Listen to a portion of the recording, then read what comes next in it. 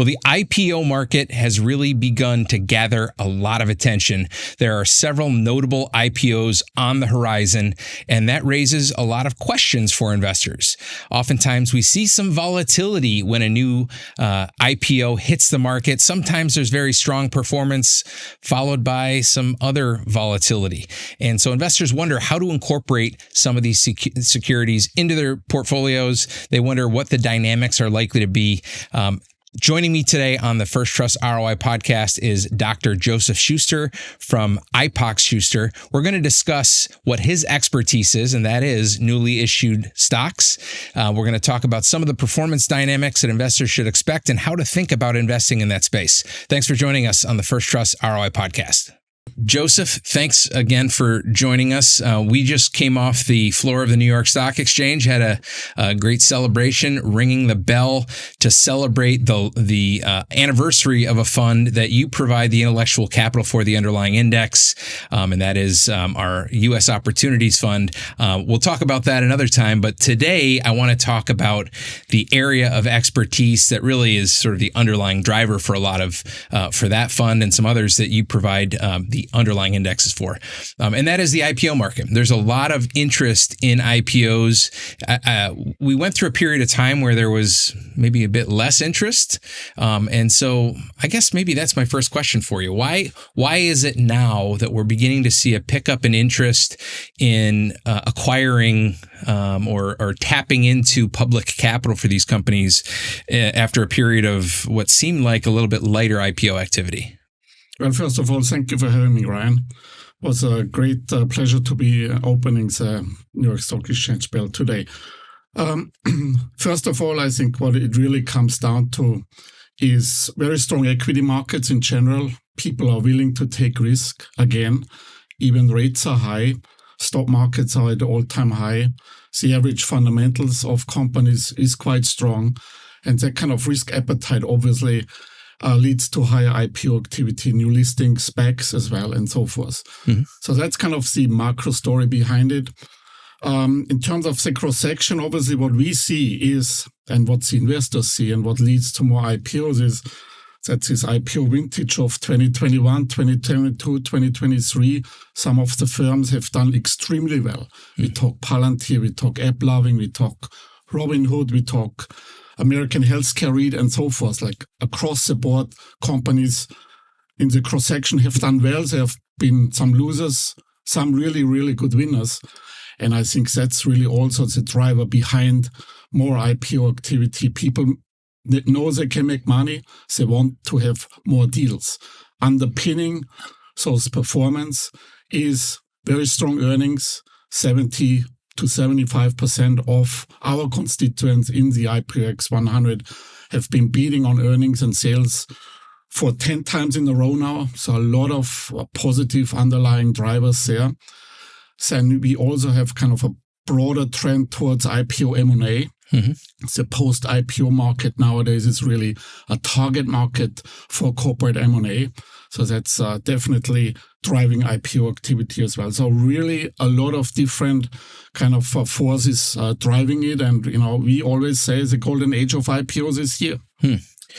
Okay, so for those that maybe haven't been following closely the IPO market as it's been in the news cycle a bit more, what are some of the major IPOs that are expected for 2026? Of course, there's SpaceX that has gathered a lot of attention. Are there some others that are on the horizon? Yes, there's obviously SpaceX and then Anthropic. That's expected. OpenAI filed confidentially. There's Strava. There's Jimmy John's, there's sandwich chain, Panera Bread, Databricks, small, large spin-offs all across the board. A lot of companies to be expected to go public. So you mentioned the performance of some of the IPOs that have from that 2021, 2022, and 2023 vintage has been quite strong. Of course, there was some volatility for the overall market in 2022. But, sometimes we certainly get questions about whether or not that means that the equity market is getting too frothy. How would you respond to that? Is all of a sudden companies wanting to go public? Is that an indication that the market's too frothy? I would say in terms of the number of companies which go public, we are right on the average. We look at 250 deals this year. We had similarly over the last probably 10 years, the average was just like that. What we're going to see this year is obviously companies, if you account for SpaceX and so forth, I mean, the gross proceeds in terms of how much money is going to be raised significantly higher than last year. But that doesn't mean we are really in a too frothy of an IPO market yet. That's what I think. There may be some dangerous signs on the horizon, but I don't think we are there yet.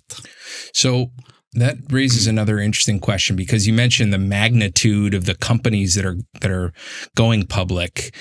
Companies like SpaceX, Anthropic, OpenAI, they're all expected to be some of the largest companies in the world when they go public. And I think in the past, when we think about the IPO market, sometimes it's been smaller companies that are in need of accessing public capital. That's why they go public. So one of the questions we hear time and time again with respect to IPOs is, why is it that companies are now waiting for so long to go public? Is it just they have a plentiful capital, so they don't need to access public markets? Why are they waiting so long? I think it's a follow-through from just weak IPO markets from a few years ago. And there's also obviously the aspect of technology. With technology, the pre-IPO exchanges, I think obviously transactions, money can be raised easier. Sometimes the cost of capital a few years ago probably was better to do pre-IPO sometimes, in the venture market and so forth. I think that's kind of the underlying forces kind of driving companies to be, to wait longer to go public on average. Yeah. So you mentioned cost of capital. Is obviously interest rates play into that equation. There was a surge of interest rates in response to the inflation that we experienced a few years ago.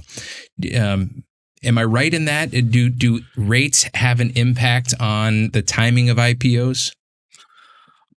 Actually, right now, what we believe is rates have a positive impact on IPO activity. The cost of capital, the alternative cost of capital for a company to raise money is much higher on the debt market. Maybe cheaper to go public, still cost 5 to 7% of the gross proceeds to do that.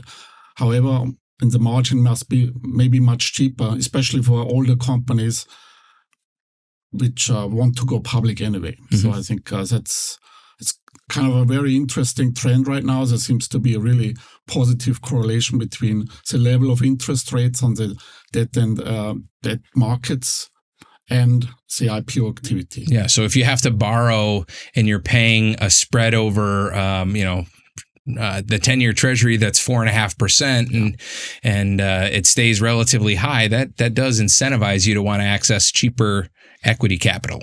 Absolutely. The other interesting part of these mega IPOs that are on the horizon is trying to figure out what the public float is going to be. How much of those companies are actually being sold to investors? Do you have any sense of what these companies are planning to do? The public float of, for example, SpaceX is going to be 3 to 5%. Anthropic's the same. OpenAI is the same.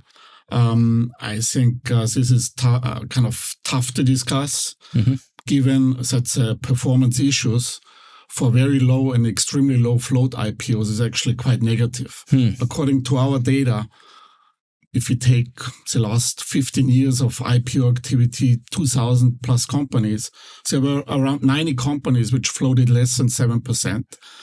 The average company was down 33% 3 years later, and the median company was down 66% 3 years later. We talk companies like Groupon, Venture Global, Mobileye, and so forth. So these three companies will fall into the cohort where the data actually tells us there may be some danger zone we are entering right now by investing in those companies at this moment when they go public. Yeah, and you have a lot of data. I haven't mentioned yet, but you have done your studies, your graduate work, and in sort of the aftermarket performance of IPOs. Before I ask you about that specifically, how did that become a topic of interest for you? Again, I did my undergraduate work in London, did my graduate work then at the London School of Economics on IPOs, and it led me into the PhD. Mm-hmm. And I made a business out of it about basically bringing to the markets a John Bogle approach to IPO investing. Okay, so that is a good segue to a lot of what I really want to focus on with our discussion today, and that is some of these unique performance dynamics that surround companies that have recently gone public. And I suppose one of the initial questions that I have for you is, what does that mean for the rest of the market? In other words, if you've got these big, massive IPOs coming to the market, does that act as a does it suck liquidity away from some of those other public companies, especially for these large IPOs? Is that a dynamic that you see? We haven't seen that yet right now in this last large IPOs like Medline or so forth, or like Venture Global. There was no impact on the market as a whole.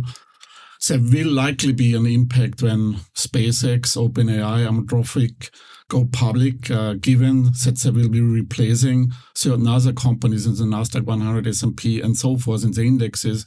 So something needs to be sold when these companies are being bought, and that will create turnover, liquidity, transactions, and trading opportunities, and especially again like turnover in those portfolios. Yeah. So when we think about the dynamics of what happens in the course of an IPO, I think most investors, their sense of what happens is this company that was previously private, it goes public. Oftentimes, especially for these IPOs that have a lot of attention, a lot of PR surrounding them, you can have really strong surges in performance in the first day of trading as everyone's trying to scramble and get a piece of that company. And then, sometimes it settles down. Based on your research, I'm sure we're not getting the whole picture. Could you explain what typically happens in that sort of life cycle after a company goes public? So first of all, obviously companies pop at the opening. In the US, it's probably the median is 9%. The average is probably higher, around 17%. Tech IPOs, they pop more than other ones. So we have that dynamic. It's basically the academics, as I explain it, as kind of a way to resolve some part of the risk of IPOs. What we see then is, and I think that's really the interesting part, and that's where my firm really comes in, is how those companies develop in the medium and long run. In the medium, you can show fundamentals don't drive IPO prices, but rather institutional frictions that drive IPOs, like short selling constraints, underwriter price support, there's limited analyst coverage, there's still a lot of beta uncertainty over the short run, and sometimes it shows up in a outperformance of a large sample of IPOs.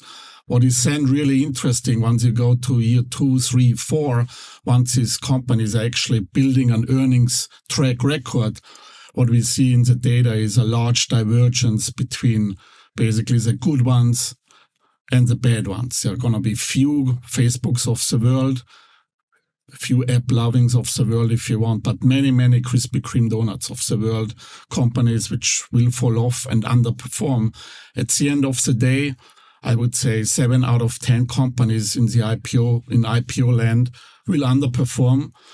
1 or 2 will perform with the S&P 500, and 1 company will do extremely well. And this 1 company can be the next Facebook. Cumulatively, there are still many companies which actually meet the criteria of outperformance. And it's really our goal at IPOX to model the performance of these well-performing IPOs via a semi-passive index technology. So what you said is just really somewhat counterintuitive, I think, for many people that are thinking about the recently priced IPO, that chances are if you just bought an IPO on the day that it priced or the day after that it priced, you have a higher probability of underperforming or doing poorly. And that extends over the few year period as you mentioned, some of that uncertainty around the underlying fundamentals becomes resolved, and maybe some of the speculative juices get squeezed out. But the other part of that that's fascinating to me is that the small group of companies that tend to perform better do so well that they can compensate for the underperformers. I think that's a dynamic that is very counterintuitive and very interesting.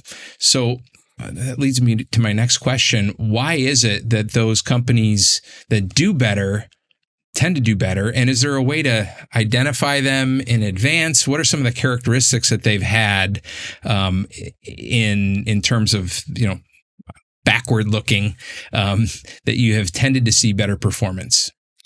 Yeah, those companies basically issue around 15% of the capital in the market. Those companies also, the good performers, they probably pop between 0 and 50%. They also, again, they are decent in size. And obviously, looking back, those companies are always kind of ahead of the next theme. I mean, the next thematic investment idea they're in a sector where they will be in, and which becomes an economic driver then during their course of the next few years of being public.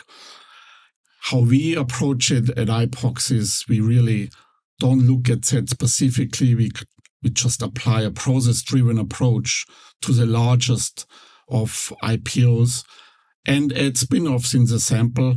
And by that way, we are able to isolate the large stock-specific risk in IPOs and really take advantage of the opportunities of the sector. So that's another really good point, really interesting point. It sounds to me like there's very little way that you can, specific to one of the, SpaceX or Anthropic or OpenAI, you can't say in advance that one of these companies is going to be the best. And so maybe it's better to have a more diversified approach for those that are looking at that market. Have I summarized some of your thoughts on that well? I think that's exactly well explained. Yeah. In our opinion, let a process kind of override the whole portfolio, and basically that's the way to go in post-IPO investing. Yeah. Process-driven approach. Yeah. Okay, so we've touched on briefly spin-offs, but we've mainly focused on IPO dynamics. Can you maybe describe a little bit about what your research shows with respect to spin-offs in comparison to IPOs? So spin-offs are basically in its core form share distributions, large companies basically letting loose of a small unit.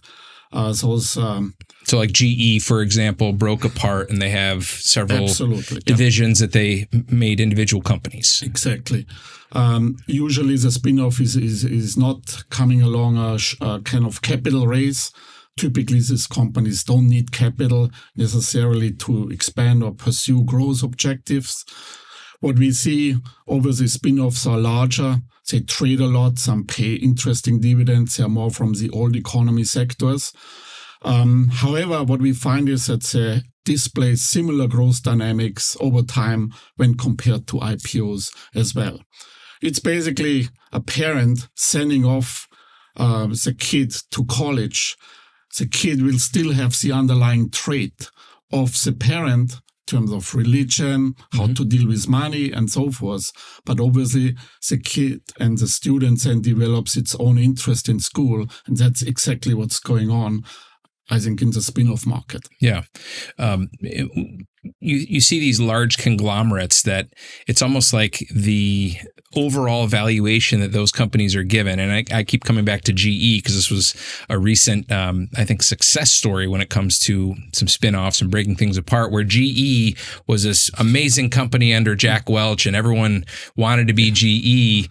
And then it went through a period of time where it just, it seemed like the finance division was getting in the way of everything else, and that it was being weighed down, and then it split apart. And some of these individual companies now have just done tremendously well. And some of that might be because they were in the right place at the right time. But I suspect if that conglomerate stayed together, maybe you wouldn't have some of the performance that you've seen in the last few years.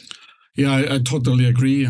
Luck is part of the story. However, it's also the separation of management, the focus on something where you're really good at. And I think has driven definitely the performance of GEV for sure. GE Healthcare didn't do so well, but I mean, that has all been made up by the tremendous performance of GEV. Mm-hmm. Yeah. So what I'm hearing you say is some of those spin-offs, one of the differences is they tend to be higher quality. They're not as dependent on, they're not going public to get outside funding as maybe some of the IPOs are.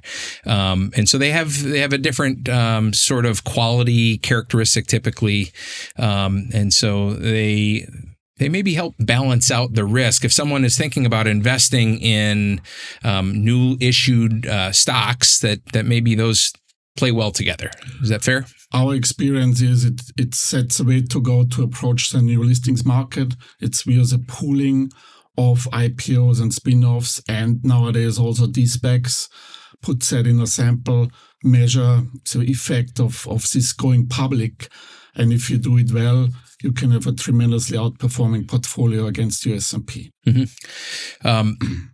You mentioned SPACs a few years ago. That was seemed like that was the meme, or everyone is very excited about SPACs, this new way of accessing outside capital where you didn't have a traditional IPO.